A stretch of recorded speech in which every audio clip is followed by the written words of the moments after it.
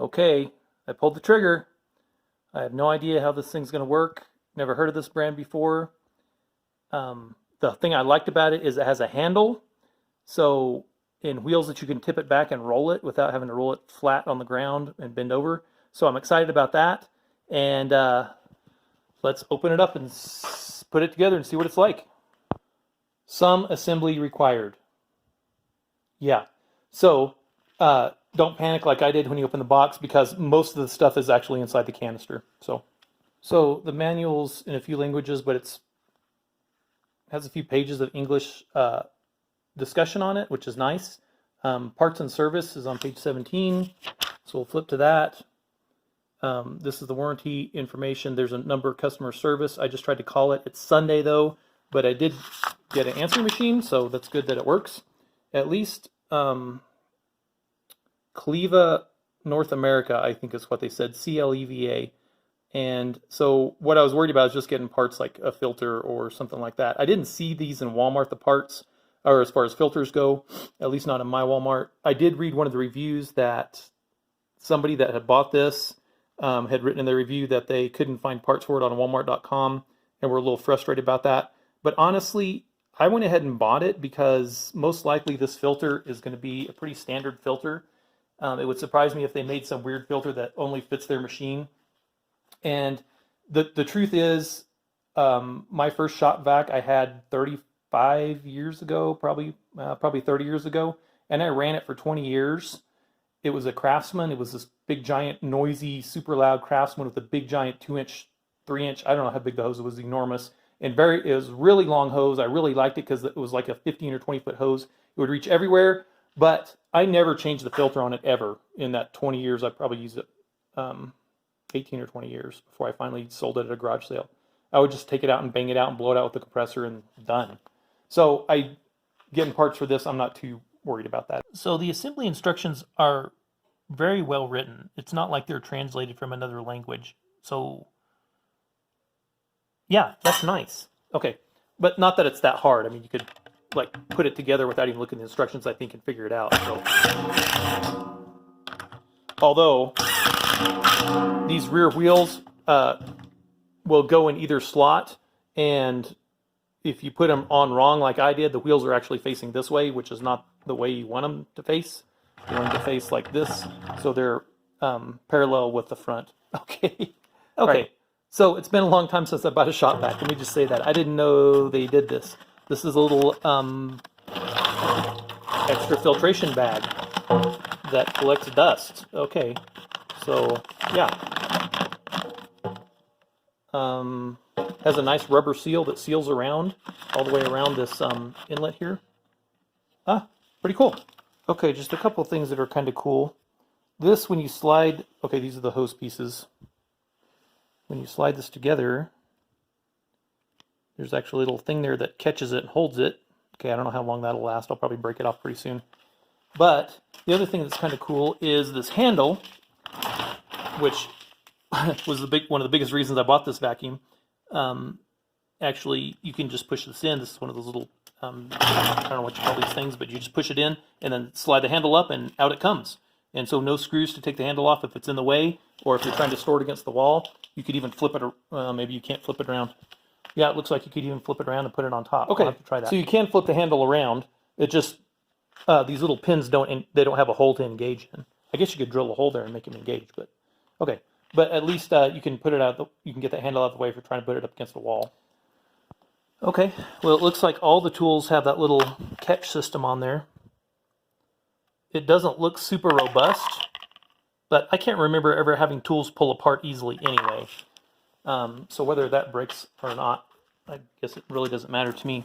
This one's a little bit different too. This inlet has a little pin right there. I'm trying to do this to the camera. It's not working. Sorry about the camera movement. Okay, and then just slide it in and rotate it on.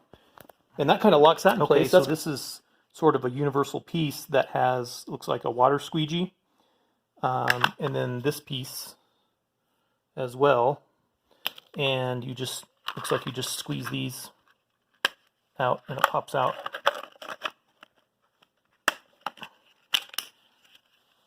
Okay.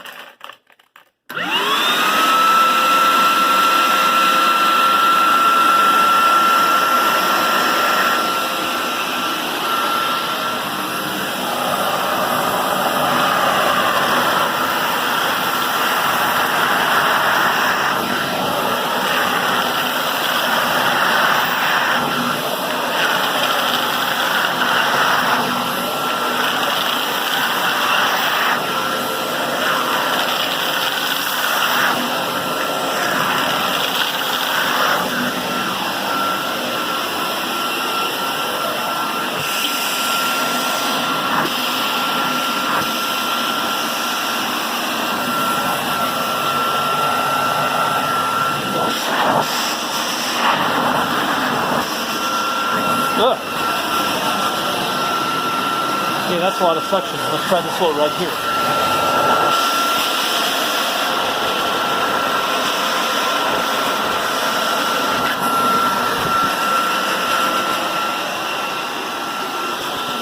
All right, here's some more dirt.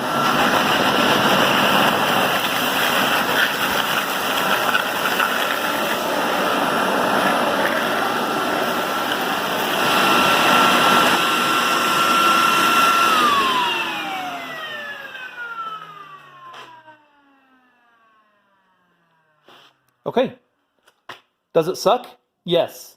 It sucks pretty good. I mean, the suction, I was trying to vacuum this rug. I had my foot on one edge, and then was trying to pull the vacuum away from it, and it was still trying to pull the rug up inside the vacuum. The other thing I do like about it is this is quite robust. So one of my two other vacuums that I've had in the past, my two other Shop Vacs, one was a Craftsman. A lot of times this latch wasn't very secure, and you go to lift it to carry it, and it would just pop open, and then it would flop open. The whole thing would flop open, and it would stress this other side, and then the vacuum I have from Lowe's was kind of the same way. So these take a lot of force to.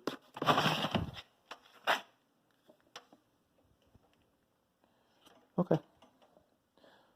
So the filter got a little bit of that dirt that's going right through this dust bag, but there's almost nothing in the bottom, just a little bit of dust inside the canister. So this dust bag is going to collect a lot of the dirt, and I suppose if it's full of just dirt, I can shake it out and reuse it. So let's just put it back together here.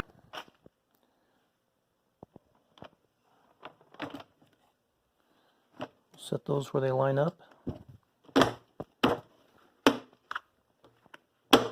Okay, that's very positive and very secure. I do like that about it. Tool storage is a little bit of a challenge, but I already love it because you're not having to reach down and lean over and grab this and roll it along while you're leaning over. Okay, that's huge to me. And the older I get, the more important that is. Okay, so the blower just hooks up on the back there, just like it does on the front. It actually goes inside the hole instead of on the outside, which is fine, of course. So those might be tool holes right there as well. I guess I have some figuring out to do of where all these tools are going to go. I didn't see those before, but it looks like one of these tools could go right here. Let's just see if we can get one there. Okay. So that works also. So there may be enough storage for everything. The only thing I'm not finding storage for is for these pieces right here. And there may be, I just haven't found it yet. Okay, I don't expect this to be like leaf blower power, but I expect it to blow something. We've got some kind of ground in dirt all along this edge here, and let's just see what it does. All right.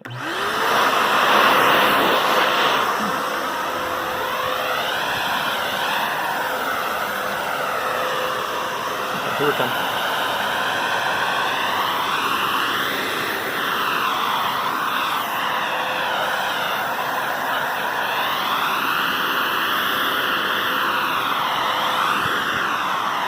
So not a great test. It's not a leaf blower. It's not going to scrub your driveway with high pressure, but it got most of the heavy stuff off. It left a little bit of the stuff that was kind of stuck there from when it dried there from moisture, but it took most of it off. Okay. Well, all right. I like it because it's kind of compact. Everything seems to work on it. I just got to figure out tool storage. Aside from that, I have to give it thumbs up right now for initial quality and attention to detail. So I love the handle. I love the big casters on the back, or the big wheels on the back. It still has casters, so you can still roll it around and pivot it. I wish it had a longer hose, but I'll tell you, I looked at a couple of the Craftsmans again just to compare the hose length, and they're all about 7 feet. So this one's 7 feet.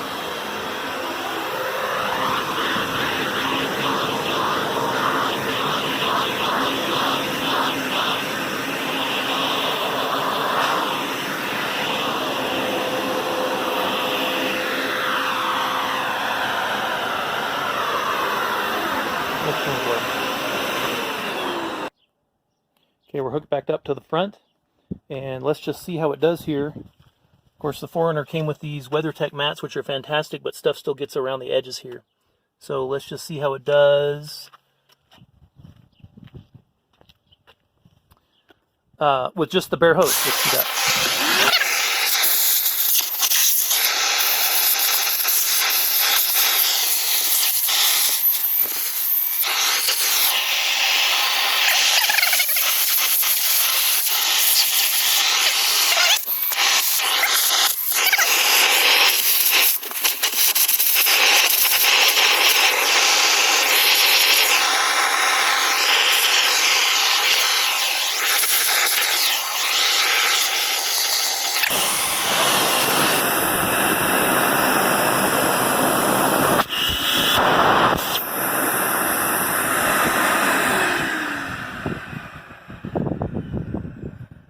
Okay, well, it didn't suck my phone down the tube, thankfully, but it did a pretty good job here. And that's without the crevice tool, and that's without me holding it flat everywhere, so it's losing a lot of suction around as I'm holding the nozzle not flat against the surface, but at an angle. So, yeah.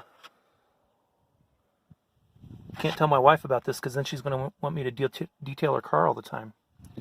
Okay.